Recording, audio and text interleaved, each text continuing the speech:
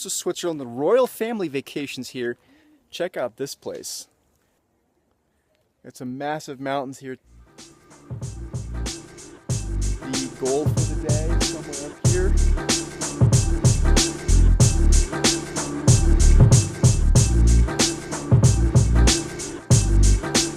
Hey guys, yeah, these were some images from this past weekend. Wonderful, wonderful weekend. Got a chance to kind of relax, think through these crazy markets a little bit that they're finally picking up. And so now it's time to get back to the grind, look at the charts, and I've got one chart particularly here on Amazon.com that I just want to throw out another sort of warning flag, and I've been discussing this for some time with Clubhouse members, but I finally want to make this public, so let's look at the charts. Alright guys, here's the chart of Amazon.com, and before I even look at the chart, let me quickly give this disclaimer. I am very bullish on Amazon.com as a company, and ultimately longer term also on the stock. So I say this so as to sort of prevent any hate mail or negative commentary to arrive here on the bottom of the YouTube channel. What I'm looking at here is purely a rate of change situation where I think the stock intermediate term is increasingly at risk of a mean reversion move of substantial size, and quite frankly the stock does this all the time, so it's just not like it's improbable. So again, I'm very bullish on the company and Amazon.com longer term. What I'm looking at here is more intermediate term warning flags. A lot of people have been asking me about this stock. I've done a lot of polls, and basically a lot of people want to buy it, but almost anyone I've talked to hasn't owned it for more than a couple of years, so it's basically missed the entire rally, which actually would speak towards the stock moving higher past the intermediate term. But for right now, what I'm going to show you guys is very important. So it's all about rate of change.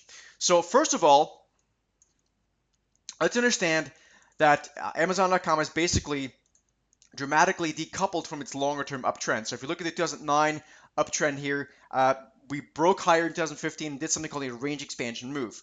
That happens, that's totally fine. It's more the rate of change at which this range expansion move has taken place that's very concerning. Okay, so the stock basically, after an orderly incline or a steep and orderly incline for multiple years, last year went vertical. Okay, so that's the context. Ultimately, stocks tend to mean revert. Now, of course, Amazon.com did mean revert here in January, February. Just to give you guys a little bit of context for those people that think the stock can't mean revert, the stock there dropped about 30% over the course of 2 months, less than 2 months. Okay, so that's pretty meaningful. Now, the stock continues to increase here at a very orderly clip, or I should say an orderly clip, but a slope that continues to be basically not sustainable through the long-term lens. So, it's really, this is what I'm talking about, is this decoupling from the longer term. It's not that these range expansion moves can't happen, but it's the rate at which this happens that's very concerning. Now, to put this all together and to give you guys sort of the full picture, what it really comes down to is that from a momentum perspective, Amazon.com is basically giving us a lot of lower highs in terms of momentum.